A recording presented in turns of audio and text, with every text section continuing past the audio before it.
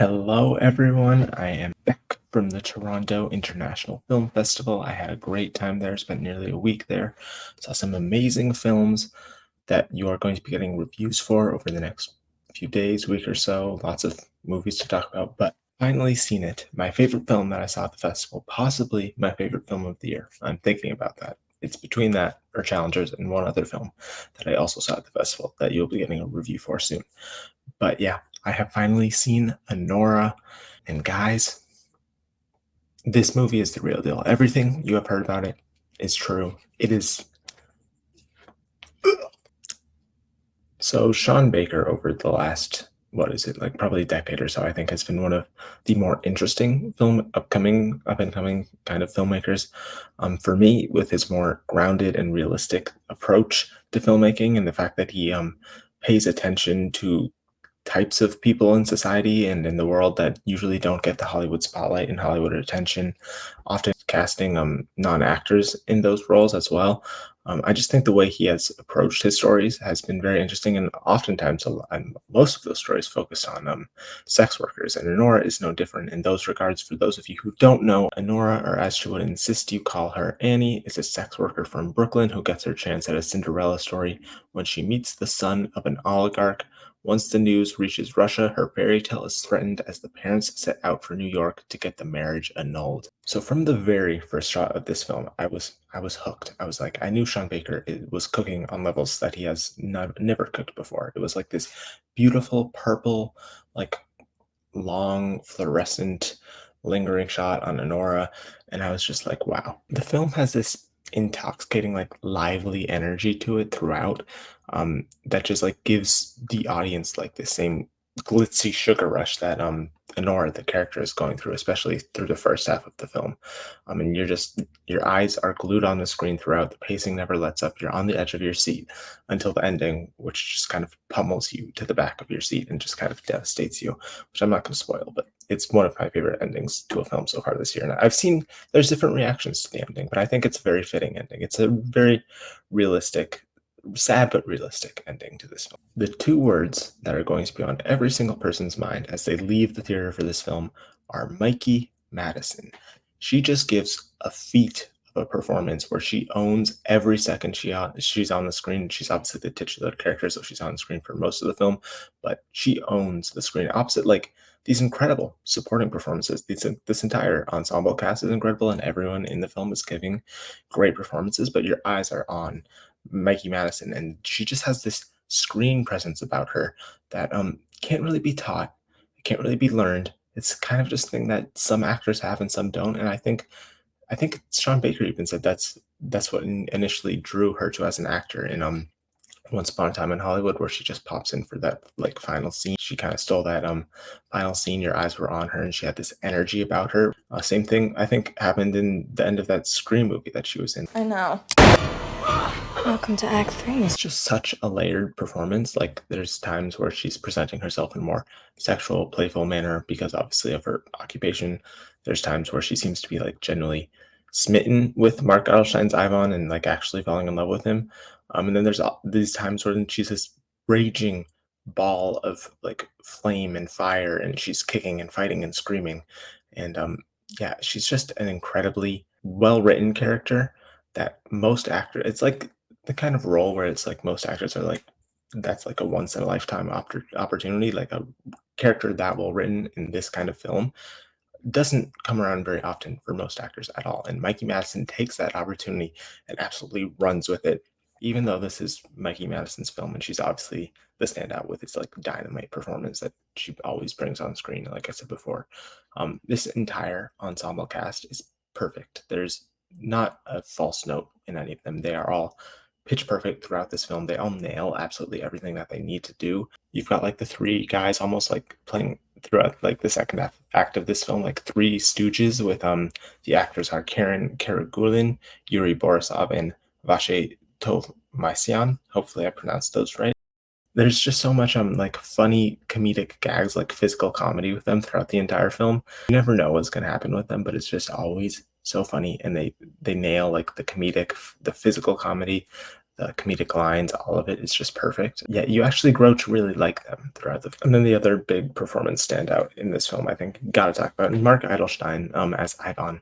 It's just so good in this. There was like a point in the film that I'm just like, is he even acting? Like, I don't know what he's like in real life, but this just seems so like realistic to who he is. I'm like, did they just like pull this guy like an actual Russian oligarch kid and like just throw him on screen because he's just so good in this role? He plays like this, I think it's like 21-year-old, obviously like rich kid of this Russian oligarch who is like just doing what you would think a 20-year-old rich kid would do. He's just going around partying, drinking, doing drugs. He's having a good time. And then he meets Anora and he's infatuated by her. And then he like does stupid like 21-year-old boy stuff. He's very funny too. He delivers a lot of the comedy in the first half. Jill.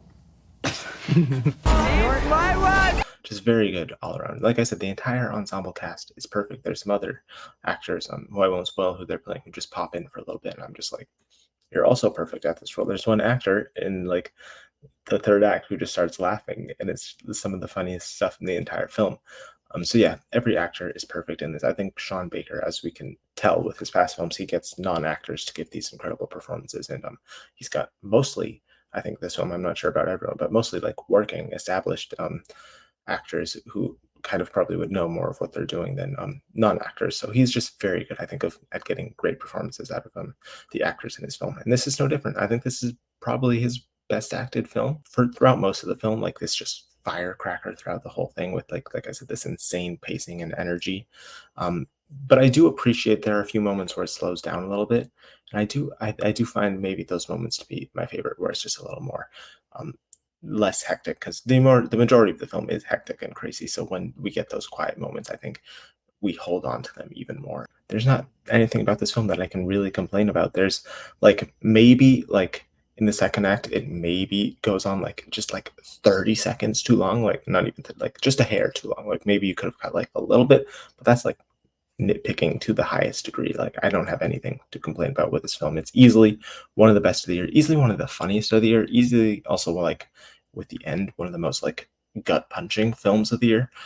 It's just one of the best. And I do think lots of people could just like see this film as like a blast. It's a fun time, and not see like there's obviously, I think as Sean Baker is known to do with his film, there's themes, there's messages going on, especially about like society and the way people treat other people. Like obviously the power dynamics and structure in our society, where this is this sex worker who ends up in this world and chaos of these ultra rich people, and how they treat her, how everything in our society is about money, and how at the end of the day, money dictates most things, and how you can see everything that happens in this film is just a bigger deal for Nora than it is for any of these more rich people, especially compared to Eidelstein's Ivan, how it's just a much bigger deal for her, and how her life, how much this affects her life compared to everyone else.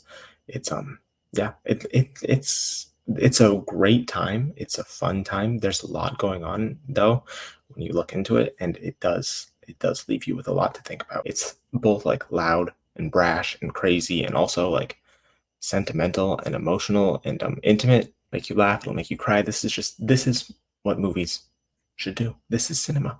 This is what Nicole Kidman sits in the theater to watch. Yeah, transitioning into the Oscar stuff. I mean, this isn't anything crazy. I think we all know this is going to be a huge Oscar hit. Right now I have this winning Best Picture. I don't see the alternative, honestly. There's obviously The Brutalist. I think that's a thing that's a film that will get plenty of nominations, probably win a few things. Best Picture will not be one of those things, in my opinion. Sing Sing is kind of falling off, especially if A24 prioritizes Brutalist. I could see it come back around and kind of have like a Coda-like narrative, but right now I don't see that. So, and none of the other stuff that I'm thinking about, like Nickel Boys, I think it's probably too experimental to win Best Picture. We'll have to see. I think it could still kind of be like Moonlight, but yeah, right now the obvious answer to me is ANORA. The package to the win is obvious. It's all the things that you need to win Best Picture, as we've seen with all the past winners. I think it can easily, I can almost feel like you can lock it in, win original screenplay. I think he can easily win director. That's an open race right there. Brady Corbett is probably his biggest competition right now, but I could easily still see him winning director. Mikey Madison, I do think she'll obviously be nominated for Best Actress. I do think she can win.